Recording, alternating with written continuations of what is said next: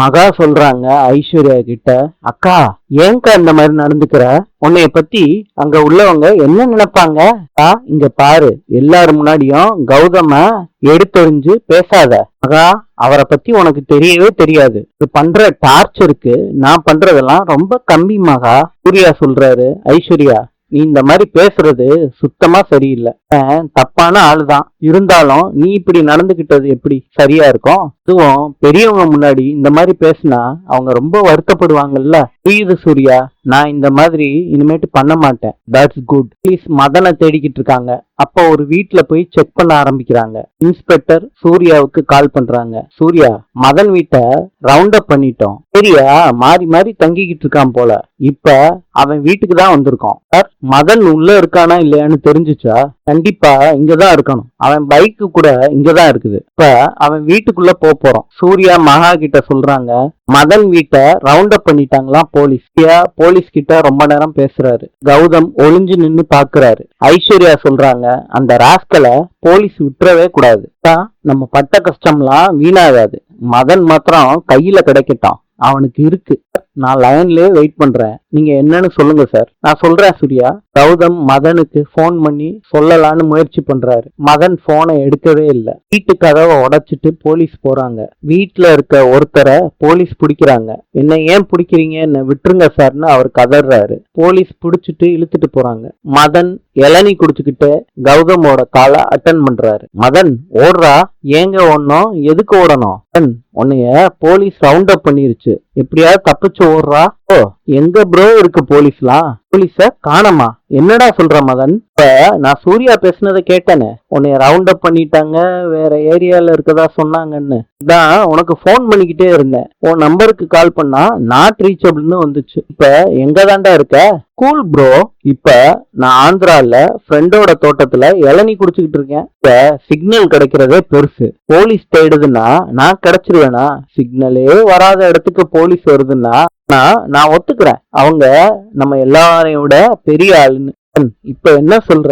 என்ன ப்ரோ, நான் அவ்வளவு சொல்லியும் இங்கேயே உட்கார்ந்துகிட்டு இருப்பேனா? மதன், நான் போலீஸ் சொன்னதை கேட்டு டென்ஷன் ஆயிட்டேன்டா. கேட்டு கொஞ்சம் ஜாக்கிரதையா இரு. போலீஸ் ஒன்ன தீவிரமா தேடிக்கிட்டு இருக்காங்க. பாத்துக்கலாம் ப்ரோ. கொஞ்சம் அமௌண்ட் மாத்திரம் எனக்கு தேவைப்படுது ப்ரோ. இப்பதானே நான் உனக்கு கொடுத்தேன். ஜிம்முக்குன்னு தனியா எடுத்து வச்சுட்டேன் ப்ரோ. செலவுக்கு வேணும்ல. நீங்க வாட்டுக்கு அங்க போ இங்க போன்னு சொல்றீங்க. இதெல்லாம் கொஞ்சம் செலவாகும் ப்ரோ. மறுபடியும் எக்ஸ்ட்ராவா கறக்கலான்னு பாக்குறியா? இதெல்லாம் பார்த்து ஏதாவது அனுப்பி விட்டீங்கன்னா ஓகே தான். கொஞ்சம் சீக்கிரத்துல அனுப்புங்க ப்ரோ. எனக்கு திரும்பி திரும்பி கால் பண்ணீங்கன்னா உங்களுக்கு தான் பிரச்சனை. பாத்துக்கோங்க. சரிடா, வை போன. லைன் கட் ஆயிருச்சு, என்னன்னு தெரியல. போலீஸ் கால் பண்றாங்க சூர்யாவுக்கு. Sorry Surya, very sorry. Sir, என்ன ஆச்சு? இங்கதான் கடைசியா இருந்துட்டு போயிருக்கான் போல இருக்கு. தகவலே சொல்லாம நைட்டோட நைட்டா எஸ் ஆயிட்டான் போல இருக்கு. அப்பனா அந்த மதன் கிடைக்கலையா? சாரி சூர்யா, மதனோட ஃப்ரெண்டு தான் இப்ப எங்க கையில சிக்கி இருக்கான். தான் மதன் நினைச்சு நாங்க புடிச்சிட்டோம். சூர்யா, கவலைப்படாதீங்க. அந்த மதனை எப்படியாவது நாங்க கண்டுபிடிச்சிருவோம். Okay sir, no problem. இந்த மாதிரி அன்அபிஷியலா பண்ணதுக்கு ரொம்ப நன்றி சார். சூர்யா, நெக்ஸ்ட் அப்டேட் என்னன்னு நான் உங்களுக்கு கால் பண்றேன். Okay sir. ஓகே சூர்யா. போனை வச்சிடுறாங்க. கான்ஸ்டபிள், அவனை வண்டியில ஏத்துங்க. சார், நான் ஒன்னும் பண்ணல சார். சூர்யா சொல்றாரு, பயங்கரமான கன்னிங் ஃபெலோவா இருக்கான் அந்த மதன். போலீஸ் அவனை தேடுறாங்கன்னு தெரிஞ்சுக்கிட்டு நைட்டோட நைட்டா எஸ் ஆயிருக்கான். கையில சிக்குனாதான் அவன் மாத்திரம் இன்வால்வ் ஆயிருக்காங்களா இல்ல வேற யாராச்சும் இருக்காங்களான்னு தெரியும். அவனை நம்ம விட்டுறவே கூடாது. அக்கா அழுகாதக்கா. ஃப்ரெண்டா பழகின ஒருத்தன் இப்படி முதுகுல குத்துவான்னு நான் சத்தியமா நினைக்கல. மாத்திரம் என் கையில கிடைச்சான், நானே அவனை கொன்றுவேன். அதெல்லாம் எங்களுக்கு புரியுது. அதெல்லாம் போலீஸ் பாத்துப்பாங்க. அமைதியா விடுக்கா. நீ டென்ஷனே ஆகக்கூடாது. சரியா? சரி மகா. விஜய் அனாமிகாவுக்கு போன் பண்றாங்க.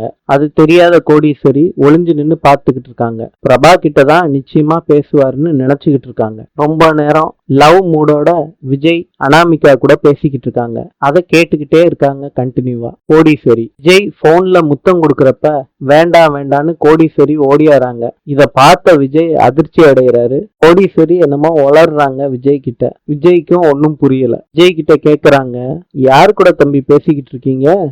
நான் வேற யாரு கூட பேச போறேன்? அனாமிகா கூட தான் பேசிக்கிட்டு இருக்கேன். தம்பி, நான் ஒரு 2 வார்த்தை அனாமிகா கிட்ட பேசிக்கிட்டா? சரி ஆண்டி பேசுங்க. அனாமிகா ஒரு நிமிஷம் ஆன்டி கிட்ட குடுக்குறேன் பேசு. பேசி பார்த்து கன்ஃபார்ம் பண்ணிக்கிறாங்க அனாமிகாவான்னு. ஆண்டி ப்ரோவுக்கு ஃபோன் பண்ணா எடுக்கவே மாட்டேறாங்க. அவங்க கிட்ட கால் பண்ணி குடுக்குறீங்களா, நான் பேசணும். ஏய் தம்பி, அவன் எனக்கு போனே பண்றது இல்ல, நான் எப்படி குடுக்கறது? போன் பண்ணா கண்டிப்பா குடுக்கறேன். போன் பண்ணா உங்களுக்கு கொடுக்காம வேற யாருக்கு கொடுக்க போறேன்?